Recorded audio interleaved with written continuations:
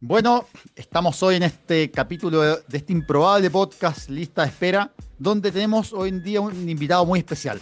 No nos acompaña José Miguel Bernucci, que estuvo complicado para poder llegar hoy, y nos acompaña el doctor Hernán Sandoval, que es uno de los padres, uno de los fundadores, creadores del auge, probablemente la reforma de salud, una de las reformas más importantes de salud en la historia de Chile y sin duda probablemente la más relevante que se ha hecho en el Chile contemporáneo desde los 90 en adelante.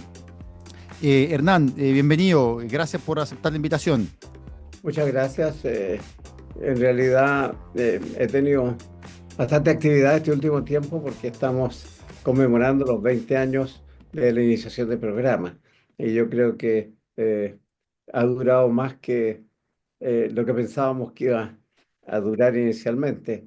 Por lo tanto, está bueno esto de poder conversar a los 20 años de la realización de una política pública. Cuenta, Hernán, siempre las reformas de salud son complejas y tienen orígenes que a veces no son tan evidentes. Cuéntanos cómo nace esto. ¿Cuándo fue la primera vez que quizá en tu cabeza empezaste a pensar, oye, esta es la idea más o menos, o por acá debería ir la reforma de salud? O sea, yo mi pensamiento no fui tan ambicioso de pensar por aquí debe ir la reforma de salud. Lo que para mí me llamó la atención es que nuestro sistema de salud es un sistema de salud con un modelo de atención muy vertical, muy autoritario y también muy prescriptivo. O sea, a la gente se le decía, usted tiene tal cosa, ni siquiera se le decía a veces en detalle lo que tenían, sino que se le prescribían, tómese tal remedio, haga tal cosa y hágase tal examen. Y en consecuencia no había un diálogo, sino que había una voz autoritaria que instruía sobre la realización de ciertos exámenes. Yo pensaba que eso tenía que ser modificado. Modificado porque ese era un modelo que correspondía a una época pasada y la población nuestra ya había alcanzado cierto grado de madurez, un cierto grado de educación y tenía expectativas mucho más claras acerca de su propio rol. Por lo tanto, yo pensaba que había que reconocer eso y cambiar el modelo de atención.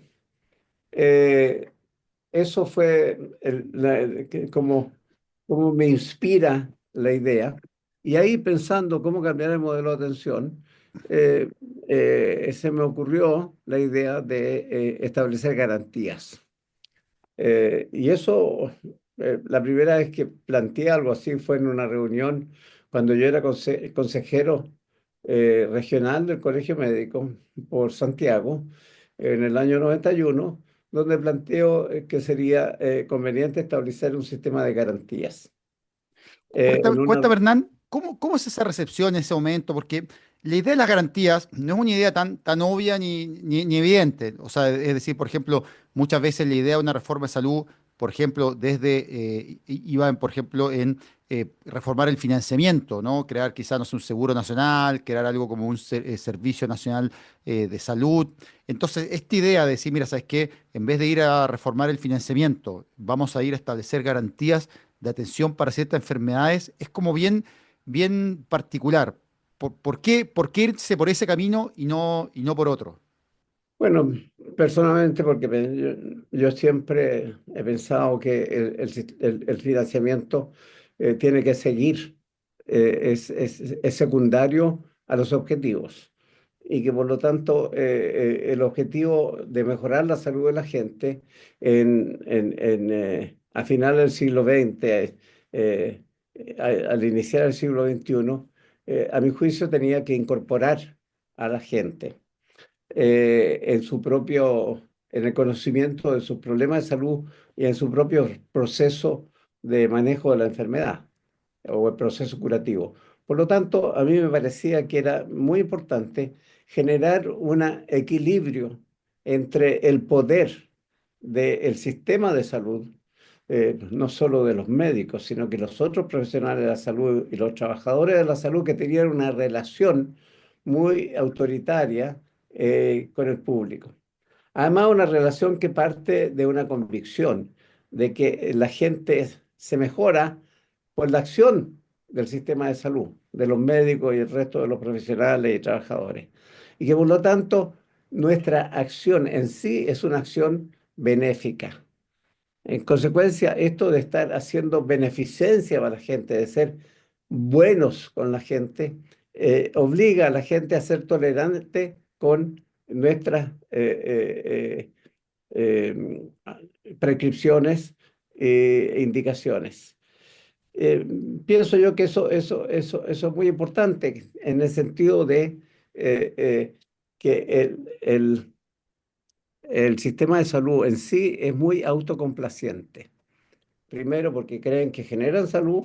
Segundo, porque creen que su obra es en sí buena. Sobre todo cuando existen sistemas de seguridad social en que no obligan al demandante de servicio a un pago, sino que lo recibe sin pago. Por lo tanto, vienen gratis y además quieren que les demos todo. Es una cosa así como una suerte de superioridad institucional y moral que los coloca en un plano diferente a los profesionales y trabajadores de la salud. O sea, ¿tú crees que el auge al establecer garantías y derechos y guías clínicas específicas hizo como una especie de transferencia de poder desde el personal de salud hacia la ciudadanía? ¿Esa sería un poco la idea? La idea estaba en que había que enfrentarse, había que generar una transferencia de poder de tal manera que la ciudadanía ejerciera sus derechos y no solo demandara el cumplimiento de sus derechos, sino que tuviese una cierta potestad para el ejercicio de los mismos. Por lo tanto, pero además de eso, buscar generar estos derechos en función de las patologías más frecuentes y las que más daño causaban en la salud de la población. O sea, que no admiten postergación. Pregunta, Y Hernán, al respecto, porque eso es siempre una polémica del auge, que ha estado siempre en el centro del debate, ¿no? Que es decir, mucha gente dice, mira, lo que hay, la Constitución debería garantizar, no sé, un derecho a la salud, ¿no? Entonces uno dice, bueno, si vamos a garantizar o proteger la salud, ¿por qué proteger 56 enfermedades y después subirlo a 87? ¿Qué pasa con las otras? ¿Cuál es la racionalidad que hay detrás de eso y cómo acoges tú las críticas que se han hecho a eso? Porque hay gente que dice, mira, ¿sabes qué? En verdad esto está mal y en verdad lo que queríamos hacer es avanzar hacia, no sé, algo quizá más amplio, donde no haya enfermedades que sean postergadas. ¿Cómo ves eso tú? el problema está que uno, desde una mirada de salud pública y epidemiológica, lo que busca es el mayor impacto. Por lo tanto, el mayor impacto se da cuando uno atiende mejor las enfermedades más frecuentes y las que más frecuentemente producen o discapacidad o muerte prematura. Por lo tanto, lo que se busca con una mirada de salud pública es cómo llegamos al máximo de gente para garantizar que sus patologías sean correctamente atendidas y evitar que se produzcan discapacidades o muerte prematura. En consecuencia, ese era el razonamiento. El razonamiento es que desafortunadamente en la vida uno no es que pueda elegir, cotidianamente uno tiene que elegir. Tú no, la facultad humana no es poder elegir. En el fondo, lo que nosotros estamos condenados a que tenemos que elegir todos los días, hacemos alguna elección de hacer algo en vez de otra cosa. En consecuencia, en salud también. No podemos tratar a todas las enfermedades con la misma vara. ¿Por qué? Porque algunas enfermedades, si no son tratadas adecuada y completamente en el momento oportuno, generan discapacidad y pueden generar muerte. En consecuencia, no es lo mismo tratar una enfermedad a tratar otra. En segundo lugar, porque los grandes números son grandes números. O sea, Mm. cuando tú dices que en Chile hay 2.200.000 diabéticos y que la diabetes te va a producir discapacidades por amputación, por pérdida de la visión, por insuficiencia renal, por obligación de hacer diálisis y todas esas cosas, Evidentemente, ese es un gran número que tú te obliga a que tienes que enfocarse en tratar esa enfermedad para evitar todas las complicaciones Mm, y las penurias que causan a gran número de personas. No es un pequeño número de mm. personas, es un gran número de personas. Entonces, claro, uno está eligiendo dónde tiene el mayor impacto. Desde el punto de vista individual, es evidente que la persona que tiene una patología que no está en esa categoría se va a sentir postergada. Pero desde el punto de vista grupal, comunitario y poblacional, el hecho de elegir una cierta cantidad de enfermedades de mayor impacto tiene también un mayor impacto en la salud de la población. No, y también yo concuerdo contigo en eso de que si la elección no se hace explícita, sucede implícitamente, porque incluso los sistemas que dicen yo cubro y protejo, no sé, todo, entre comillas, por ejemplo, no sé, el NHS, que no tiene en Inglaterra, que no tiene una lista específica de enfermedades, en la práctica tampoco garantiza todo, porque hay listas de espera y evidentemente los equipos de salud terminan, no sé, priorizando a ciertas enfermedades por otras, ¿o no? O sea, cuando la priorización no es explícita, termina igualmente siendo implícita, pero sin una racionalidad sanitaria, no siempre con una racionalidad sanitaria, ¿o no? Evidente. O Mm, sea, al final la priorización la hace el profesional de la salud. Y el profesional de la salud no tiene una vara objetiva para medir todos los casos. Al final los mide por distintos factores mm, de oportunidad, de relaciones, de nivel socioeconómico, una serie de cosas. En los mismos ingleses han estudiado y han demostrado que los sectores, mientras más alto, como allá la salud es de acceso universal y gratuita, mientras más alto el nivel socioeconómico de una persona, más aprovecha de las virtudes del sistema inglés y por lo tanto tiene mejor atención que los de nivel socioeconómico bajo. O sea, hay una priorización implícita, pero arbitraria y sin explicación de motivos. mm. Aquí nosotros estamos planteando una priorización que es objetiva, medible y que busca tener un impacto en la salud de la población. Cu- Entonces, Cuenta, es cuenta, cuenta, Hernán, ahora, ¿cómo se logra la aprobación de esto? Porque uno dice, en el mundo ha habido muchos intentos de reforma de salud, no solo en Chile, por ejemplo, o sea, en Estados Unidos han fracasado, fracasó Truman, fracasó también en su momento Bill Clinton, es decir, ha habido, y en Chile no ha sido distinto, en Chile distintos presidentes han intentado distintas cosas, por ejemplo, ni la misma presidenta Bachelet pudo aprobar una reforma, digamos, sustantiva en salud. ¿Por qué Ricardo Lagos sí pudo? ¿A qué atribuyes tú el éxito de que se haya logrado la aprobación de una reforma tan significativa en la administración de Lagos? Bueno, yo creo que en primer lugar el presidente Lagos se comprometió muy profundamente, con una gran convicción y con una voluntad política muy clara, con un mejoramiento de la salud de los chilenos. Él manifestaba y estaba muy impresionado durante las giras que hizo para la campaña presidencial que la primera demanda que tenía la población era el mejoramiento de la salud.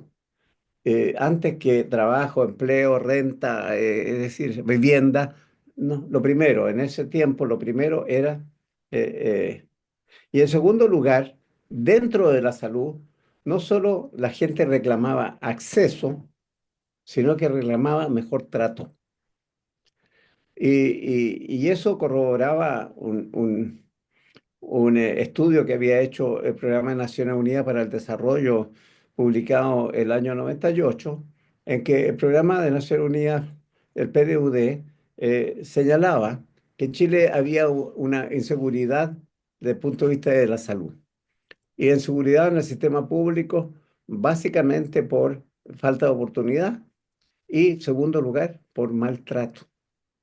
Y el sistema privado, básicamente por los elevados costos de las prestaciones y que había muchas enfermedades que no tenían una cobertura completa. En consecuencia, ni el sistema público ni el sistema privado en el año 98 tenían garantizado una aceptación global por parte de la población. Y eso se expresaba en las demandas que la gente le hacía al candidato Lago en ese momento. Y eso lo impresionaba mucho. O sea, había que mejorar la gestión del sistema de salud y sobre todo mejorar también el trato hacia las personas. Y eso, por eso cuando le planteamos la idea de generar garantías y que estas garantías no solo tenían un impacto sanitario significativo, sino que tenían un impacto subjetivo en cuanto a la confirmación de los derechos y la necesidad de un mejor trato, le pareció una iniciativa interesante, muy buena. Y a pesar de que encontraba muchas dificultades para la ejecución de esa iniciativa, eh, se comprometió y puso toda su voluntad, la voluntad política necesaria para eh, llevar a cabo esta idea. O sea, sin esa convicción y esa voluntad de Ricardo Lagos, esta idea no habría sido realizable.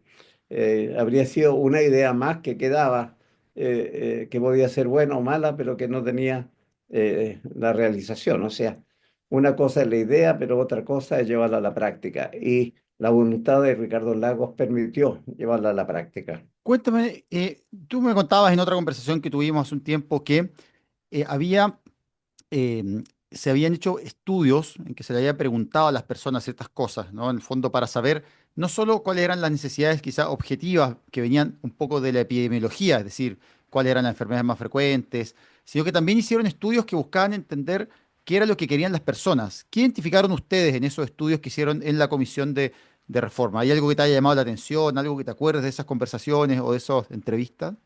Lo primero que cuando nosotros le planteamos a la gente que queríamos proponer y establecer un plan de salud garantizado y que para eso se iba a garantizar un cierto número de patologías. En una encuesta que hicimos bastante grande en todo el país, eh, el 92% de la gente contestó que sí, que querían que se estableciera un cierto grupo de enfermedades que tuvieran prioridad en el tratamiento y un compromiso de tratamiento integral. No solo que pudieran acceder a la atención el nivel primario de los consultorios, sino que a cualquier nivel de complejidad que la patología requiriera. Y eso la gente estaba totalmente de acuerdo. Enseguida hicimos una lista de un centenar de condiciones patológicas y les preguntamos cuál cree usted de estas enfermedades tendría que ser garantizada. Y resulta que la gran mayoría de la gente señaló que había que garantizar, uno, las enfermedades cardiovasculares, el infarto, la hipertensión y ese tipo de cosas. En segundo lugar, pusieron la diabetes. O sea, la diabetes ya el año 2000 era una preocupación principal para la gente Mm. y consideraban que no estaba bien manejada. En tercer lugar, pusieron el cáncer. También la gente tenía una conciencia muy aguda de que el cáncer era manejado eh, eh, muy escasamente, que no toda la gente llegaba al conjunto de los tratamientos del cáncer que se necesitaba. En cuarto lugar pusieron la salud mental. O sea, había una conciencia muy clara de la gente que los problemas de salud mental no eran bien enfocados, no eran bien manejados y que había que generar un mejor manejo de esas condiciones. Y en quinto lugar pusieron la salud oral, porque para la gente el acceso a, a- a la atención odontológica es caro y escaso. En consecuencia, la pérdida de piezas dentarias es muy frecuente. Incluso en ese tiempo, Luisa Durán del Lago lanzó un programa que se llamaba Sonrisa de Mujer y que tuvo gran éxito y que trató como a 100.000 mujeres a las cuales se les proporcionó eh, las prótesis, todo lo necesario para que recuperaran su capacidad de sonreír. O sea, porque ocultaba su condición de pérdida de piezas dentarias, fundamentalmente de los dientes de adelante. Consecuencia, todo eso, la población tenía muy clara y mucha conciencia de cuáles eran las enfermedades que más los agobiaban. Y en las listas que estableció la enfermedad, la población coincidía con las prioridades que, desde el punto de vista epidemiológico y con estudios importantes, habíamos llegado nosotros a las mismas conclusiones: cardiovasculares, diabetes, cáncer, salud mental, formaban parte de las prioridades que nosotros agregábamos ahí los problemas musculoesqueléticos, teníamos otras cosas. En Claro. realidad, desde el punto de vista epidemiológico, formal, nosotros no habíamos considerado la salud oral. Sin embargo, desde el punto de vista de la población, era una prioridad. Claro, y es muy interesante porque ustedes juntan estos elementos del estudio de carga de enfermedad, ¿no? Esta idea de que no solo importa, nosotros sabíamos de qué se morían las personas, pero no teníamos tanta claridad de qué era lo que generaba más muerte, pero además más discapacidad, porque, por ejemplo, los problemas de salud mental muchas veces no generan que la persona fallezca de ese problema, pero sí, por ejemplo, llevan a que viva su vida una forma subóptima, ¿no? O sea, al 50%, al 20%, y ese concepto es muchas veces más relevante para asignar presupuesto que simplemente decir, mira, cuántas personas se mueren de una enfermedad, ¿no? Entonces, eso... Oye, Hernán, una pregunta. Yo sé que dentro de las cosas que quedaron en el tintero de la reforma, porque se aprobaron las garantías, pero en un momento se quiso cambiar la forma de financiamiento y se dijo, mira, ¿sabes qué? Inicialmente se quería financiar con un fondo común entre ISAPRES y FONASA, que se financiara con el tres puntos de los 7 de la cotización. En el fondo con la idea de que eventualmente si las ISAPRES recibían a pacientes más saludables, recursos que no iban a estar utilizando el fondo porque iban a estar atendiendo a pacientes más sanos, iban a pasar a financiar a los pacientes más enfermos que se atienden en FONASA. Eso no funcionó, tampoco funcionó la idea de, por ejemplo, que se financiara con un impuesto al diésel y tampoco un impuesto al tabaco, y finalmente se optó por subir un 1% el IVA. Esa fue la forma que se adoptó.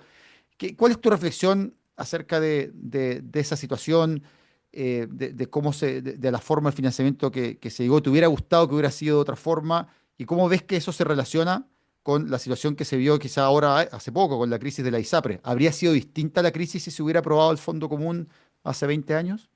Difícil, yo nunca me he profundizado en los temas financieros. No forma parte de mis prioridades. Sin embargo, se logró aprobar un fondo común que compensaba el gasto entre FONASA y SAPRE por la mayor eh, cantidad, la mayor proporción de enfermos que tenía el FONASA, porque FONASA no puede discriminar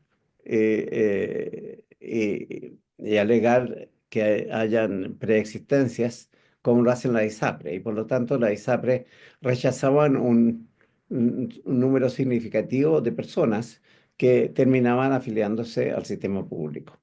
Por lo tanto, lo que... Pero se creó un lo- fondo común GES, el Fondo Común GES entre las ISAPRES, de eso estamos hablando. no, Y estamos el, hablando de un fondo común que es en ese momento auge, ¿sí? el fondo común auge entre FONASA e ISAPRE. Ya. Y ese se aprobó en la Cámara de Diputados, se aprobó posteriormente en la Comisión de Salud del Senado y se aprobó también en la Comisión de Hacienda del Senado. Y fue rechazado, o sea, no fue rechazado, sino que en la sala del Senado hubo una mayoría de derecha, sin duda, que dijo, si no retiran el fondo común auge entre ISAPRES y FONASA, rechazamos la idea de legislar. Y la idea de legislar nos postergaba en un año la entrada en vigencia el plan de salud garantizado. Entonces, en ese momento, los cálculos de ese momento hacían que la compensación que se producía entre las ISAPRES y el FONASA representaban la transferencia de 20.000 millones de pesos desde la CISAPRE al FONASA. Pero el incremento del gasto que representaba las garantías era de 500.000 millones de pesos. Mm, O sea, 20.000 millones de pesos que aportaran la ISAPRE, eh, en realidad en tal volumen de gasto no era muy significativo. O sea que frente a ese chantaje que se nos produjo, finalmente se optó por retirar el fondo común de la idea de legislar y avanzar en la aprobación del sistema de garantía. Ahora, es cierto que si en ese momento se hubiese mantenido el Fondo Común ISAPRE-FONASA relativo solamente a las patologías incorporadas en el GES, como se le llama hoy día, seguramente ese fondo habría crecido. Y yo creo que eso es lo que la ISAPRES vieron, de que era un fondo que podía crecer con el tiempo, sobre todo con el envejecimiento de la población y la transferencia de mucha gente de las ISAPRES hacia el FONASA. En consecuencia, el cálculo de ellos, yo no sé si eso habría mejorado la situación de la ISAPRE, pero ellos querían obtener la garantía de que en la práctica, a lo largo del tiempo, no iba a crecer el aporte de las ISAPRES hacia el Fondo Común con FONASA. Ahora, Hernán, ¿no crees que quizá, por un lado, claro, las ISAPRES quizá optaron por una situación en la que, claro, aseguraban más recursos en el corto plazo, pero quizá este fondo común las validaba más socialmente, ¿no? Les otorgaba quizá una mayor legitimidad social que les habría dado quizá una mayor viabilidad en el futuro, ¿o no? No, o estoy, Ese fue uno de ¿qué los piensas de esa argumentos. idea? Eso fue uno de los argumentos que utilizamos en la Cámara.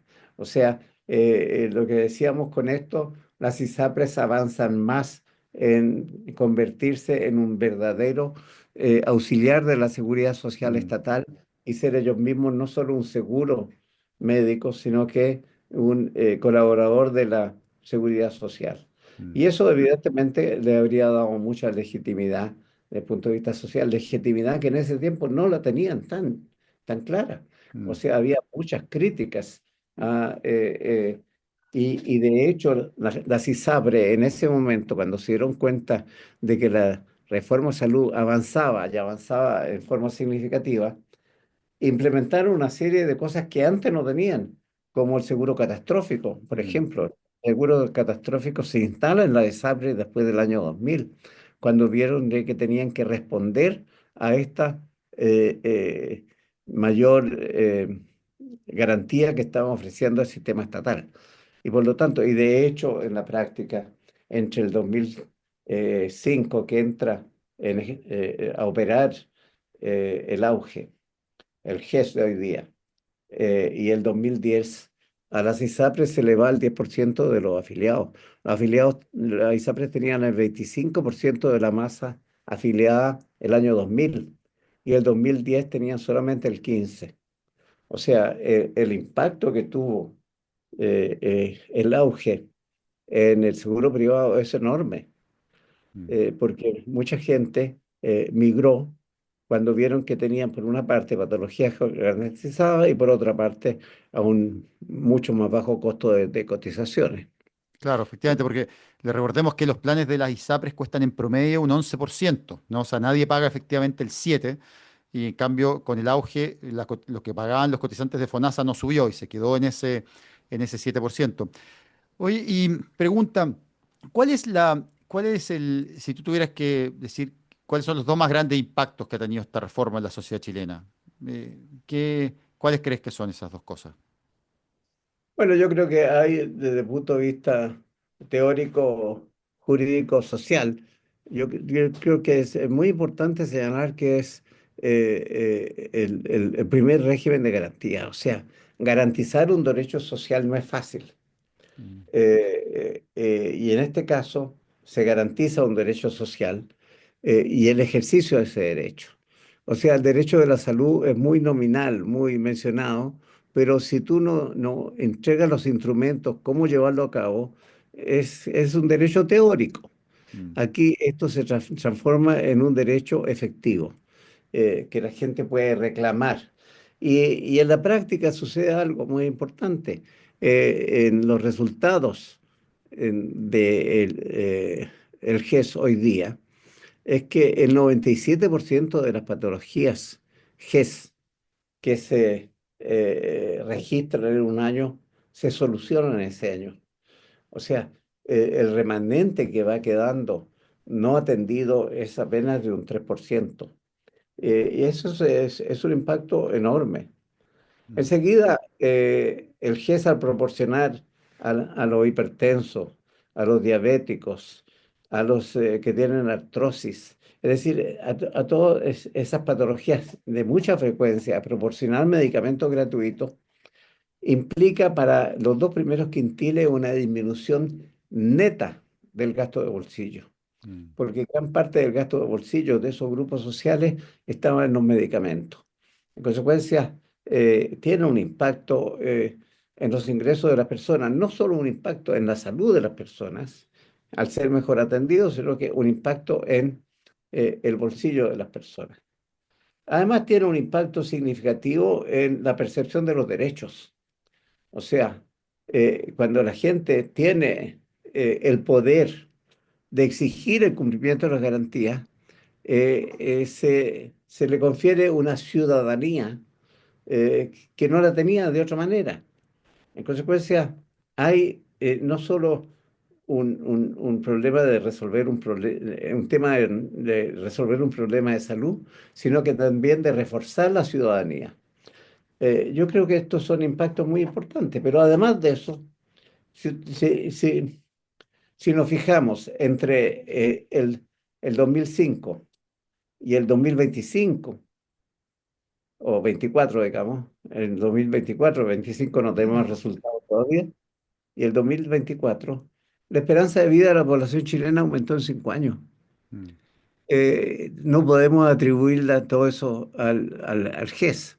Sin embargo, es significativo ese aumento. Cuando en otras partes del mundo, por ejemplo, Estados Unidos, la esperanza de vida a partir del 2015 disminuyó mm. por el impacto de la obesidad, del consumo de alcohol y drogas, el suicidio. Hay una serie Sí. de... No, y ojo, ojo, Estados Unidos es un país donde alrededor de 15.000 americanos tienen que racionar dosis de insulina porque no pueden pagarla, ¿no? O sea, una realidad que de hecho gracias al GES, ¿no? En Chile hay un acceso universal a fármacos como la insulina, que nosotros lo damos como algo muy común. Y yo me quedo ahí también con otra cosa que quizás no lo dijiste, pero que creo que esta reforma retoma quizá una tradición más histórica del sistema de salud chileno. Es decir, mira, las reformas tienen que ser primariamente reformas de salud, no es solamente crear mecanismos de financiamiento. Porque cuando se crea, por ejemplo, la ISAPRE, se piensa, mira, vamos a crear un mecanismo de financiamiento y la salud va a llegar sola. Y la verdad no es así. Yo creo que justamente el GES demostró que haciendo una priorización racional en base a carga de enfermedad, por ejemplo, se podía reducir la mortalidad por infarto, como pasó con el GES, se podía reducir la mortalidad por cáncer cervicuterino. Entonces, yo creo que yo me quedo también con eso, con la importancia de que efectivamente se vuelve a poner la idea de lo sanitario en la reforma y no simplemente los mecanismos de pago. ¿Y qué otra cosa más crees que es un legado de esta reforma? Para nosotros eso que tú señalas fue parte de nuestro discurso. Nuestro discurso es que una reforma de salud lo que persigue es mejorar la salud de la gente.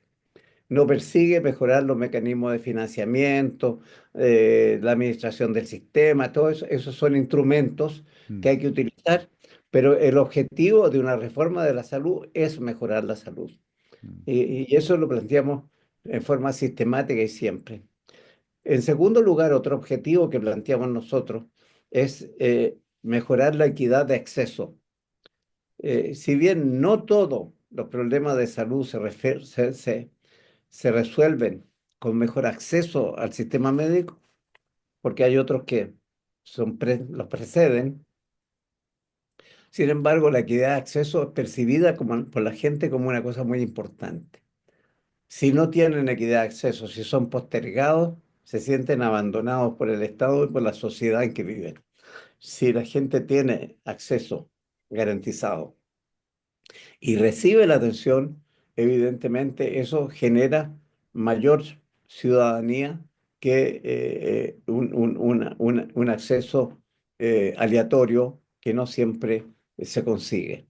Consecuencia, para nosotros los objetivos eran bien claros. Mejorar la salud de la población, profundizar y mejorar la democracia, generar más ciudadanía al empoderar a la población respecto de las garantías. El verdadero ejercicio de la salud. Oye, y Hernán, fue muy notable la conversación. Para ir terminando, ¿qué queda para el futuro de esta reforma? Porque muchas veces uno se pregunta, bueno, ¿hacia dónde va el sistema de salud? Y uno podría decir, bueno, quizá hay que agregar más enfermedades al auge, quizá hay que profundizar en alguna enfermedad al auge, porque uno dice, mira, por ejemplo, y creo que lo conversábamos la otra vez, que están las enfermedades, por ejemplo, uno cubre artrosis de cadera en los mayores de 65 años, pero uno dice, oye, hay alguien que tiene 50 años muchas veces y tiene artrosis, y a esa persona le quedan aún muchos más años por beneficiarse de una prótesis, sin embargo, no se la garantizamos. ¿Hacia dónde debería ir nuestro sistema de salud? Si te tocara, por así decirlo, ser una nueva comisión de salud a cargo del doctor Sandoval, ¿cuál sería esa idea para los próximos 20 años? En primer lugar, yo creo que es correcto lo que dices. Hay que profundizar lo actual. Es decir, las guías clínicas tienen que incorporar la nueva tecnología, los nuevos medicamentos, los aportes que está haciendo la biología molecular, la genética, la inmunología, que son muy significativos.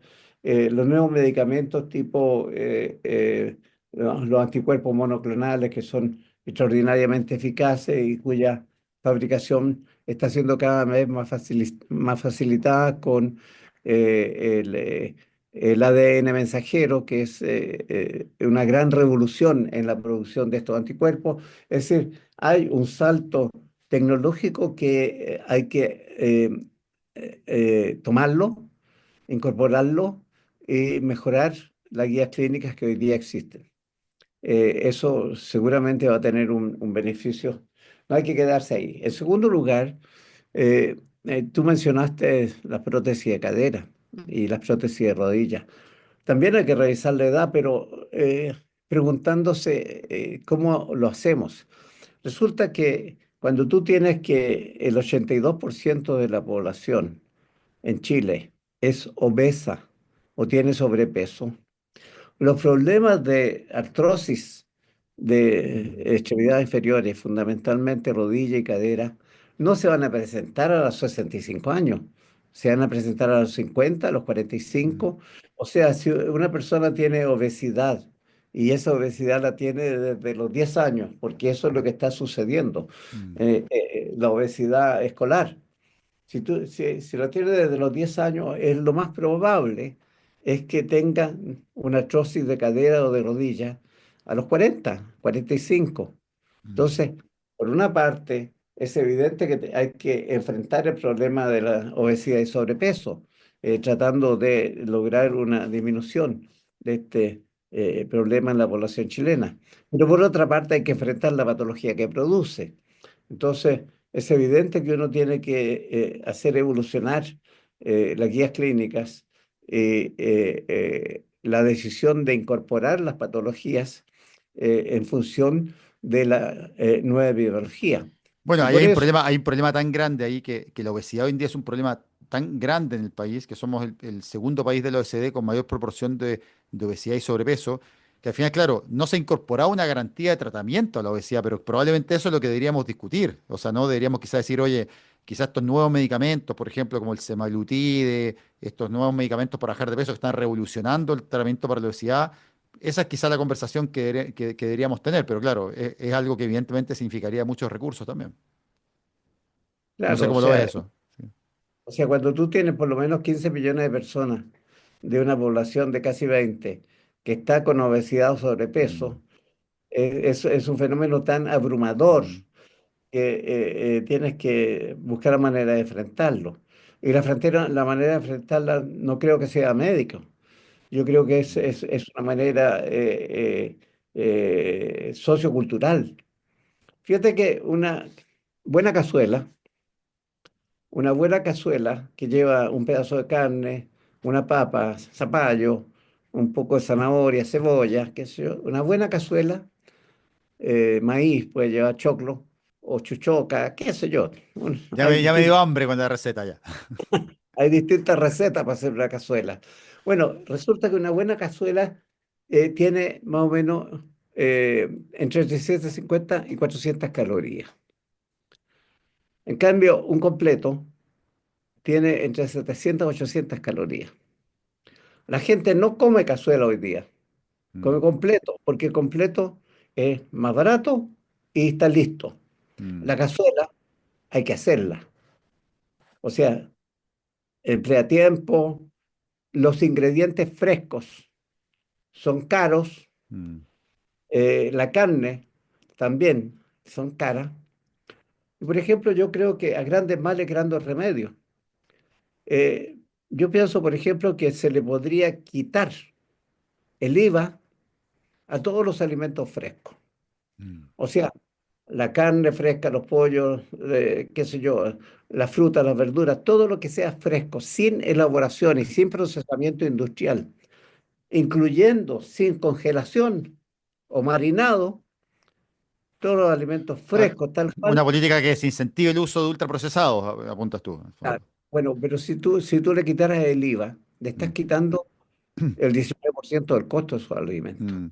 Y a lo mejor ahí convendría más comerse una cazuela que un completo. En Y- y- consecuencia, esto no es un problema del sector salud, este es un mm. problema de decisión política de los gobiernos, de discusión con los economistas, de reforma tributaria, etcétera, etcétera. Pero técnicamente se puede implementar Mm. que este rubro de productos no tenga IVA. Y si no tiene IVA, es 20% más barato y a lo mejor eso induce a que la gente coma comida y fruta y verduras frescas, los que tienen mayor valor nutritivo y producen menos sobrepeso y obesidad. Y Hernán, ¿y alguna propuesta? ¿Qué piensas en el tema del sedentarismo? Porque yo también, claro, pensando un poco hacia atrás, uno empieza a darse cuenta que el otro día escuchaba al alcalde hace un tiempo una conversación del alcalde de Renca que comentaba, por ejemplo, cómo en algunos lugares en su comuna las personas no tenían, por ejemplo, buen acceso a la locomoción, calles a veces que eran inseguras o incluso lugares donde no había vereda prácticamente para caminar. Entonces uno dice, claro, esa persona no tiene acceso a actividad física, no puede digamos, ni siquiera pensar en caminar 10.000 pasos al día se vuelve imposible. Entonces, ¿cómo ves eso? ¿Qué política o qué piensas ahí para enfrentar también esa otra epidemia que nos lleva a la obesidad, que es la epidemia de sedentarismo que vivimos en el país? Gente, hace un tiempo atrás yo leí un estudio en Francia que en París los franceses para sus actividades diarias caminan más de 2 kilómetros al día Mm. para ir a tomar el metro, el bus o qué sé yo, o dirigirse a pie a su labor y todo eso. No sé cuánto caminan los chilenos. Yo no sé si caminan más de 2 kilómetros al día en promedio. O sea, mira, está el dato de la encuesta nacional de salud, que es aproximadamente o sea, el 87% de los chilenos es sedentario, y eso significa, según el dato de la encuesta, que no caminan no hacen más de 30 minutos de actividad 3 veces por semana. O sea, la vara es bajísima, ¿no? No es una vara así como de tremenda actividad y no, claro, no lo hace nadie, en verdad, es algo bien dramático.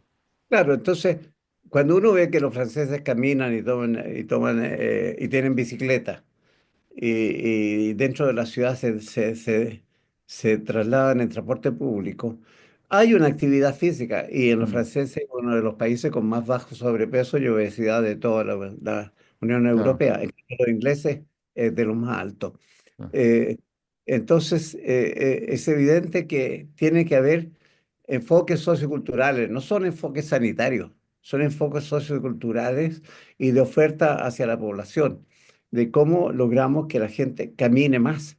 Basta con caminar para derrotar el sedentarismo. La gente cree que derrotar el sedentarismo significa ir a una tienda y comprarse zapatillas, buzos Mm, y todo eso. No, no es cierto. Bastaría con que tuvieran una mayor rutina de caminar. Claro, no, no tanta atención médica y más ciclovías, más caminatas, más vía al Ahora, aire libre necesitamos también. esta conversación la tuve una vez en una población Mm, y, y ahí yo planteé que había que tener más actividad física, más mm, caminar más, todas esas cosas. Y un trabajador que estaba ahí levantó la mano y me dijo, mire, doctor, yo me levanto antes de las 6 de la mañana. Entre que salgo de mi casa y llego a la pega, son como 2 horas. mm, Después estoy 9 horas en la pega y llego a mi casa y son 2 horas de nuevo. O sea, yo me paso casi 14 horas fuera de mi casa. mm. Y ustedes me están diciendo que yo llegue a mi casa, me ponga la zapatilla y No, salga a correr por la población. No, porque si salgo a correr, me van a morder los perros, me van a mm, atropellar los autos sí. y me van a robar las zapatillas. O sea, yo prefiero quedarme en la casa y mirar la televisión. Bueno, Bueno, son los determinantes sociales de la enfermedad. Si al final, muchas veces, a mí, no sé cómo lo ves tú, pero estas campañas que hablan de elige vivir sano, a mí a veces me impactan porque pareciera ser como que efectivamente parece como que la obesidad fuera un asunto de la simple decisión de las personas y uno ve toda la encuesta, por ejemplo, la misma encuesta nacional de salud muestra que la obesidad tiene un gradiente social, donde hay menor obesidad en los sectores más acomodados, que justamente no son que simplemente, o sea, y no es que eso se ha estudiado, no es que los sectores acomodados sepan lo que es comer saludable y la gente pobre no lo sepa, sino que esas personas pueden pagar esos alimentos, pueden hacer más actividad física porque sus barrios son seguros y esas cosas van generando la gradiente social. No es solo un asunto de educación, porque las personas de menos recursos saben que la ensalada es más saludable que los tallarines, ¿no? O sea, pero muchas veces lo que decías tú, no la pueden comprar, no la pueden preparar, etcétera. claro, el programa Elige Vivir Sano es un programa que se inspiró básicamente en la experiencia norteamericana. Mm, Acuérdense que en el gobierno Obama salía la señora Michelle Obama haciendo ejercicio con la gente, qué sé yo, y también con este lema de que había que elegir mm, la actividad física. Sin embargo, durante el periodo de Obama, el peso de la población norteamericana en los 8 años el peso aumentó como en 3 ah, kilos. O sea, sí, estas campañas de que sitúan en la persona no sirven. Por eso mm, yo estoy planteando, situemos en la persona, hagamos una cosa drástica, rebajemos el IVA de los alimentos frescos y naturales, no de mm, los alimentos procesados. claro, Y ahí entramos a competir los alimentos frescos y naturales, frutas y verduras fundamentalmente, productos lácteos, productos del mar, entran a competir con la gran industria alimentaria, que es una industria que le incorpora mucho azúcar y mucha grasa a los alimentos y eso hace que sea un condensado calórico muy alto mm. eh, y que no es necesario para una buena salud y para una buena vida.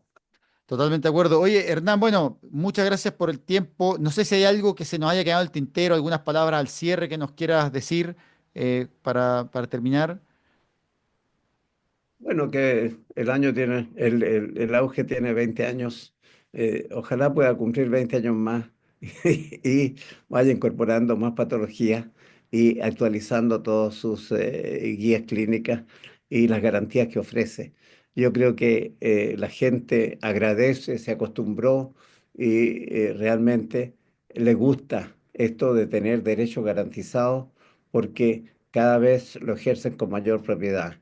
Aquellos decían que la gente no iba a entender nada, Mm, no se dan cuenta de que estamos con una población que tiene más de 11 años de estudio en promedio, pero sin embargo en los mayores de 60 años, los años de estudio en promedio son alrededor de 8.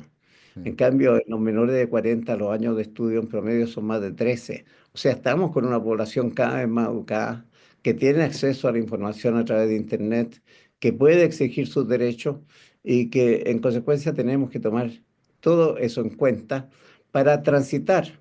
Y eso yo, en mi mensaje final, tenemos que transitar de un sistema de salud que atiende la enfermedad a un sistema de salud que construye la salud mm, entre el sistema y la población, a la cual se le transfiere conocimiento, capacitación, para que sepa cómo se construye una mejor salud personal y comunitaria.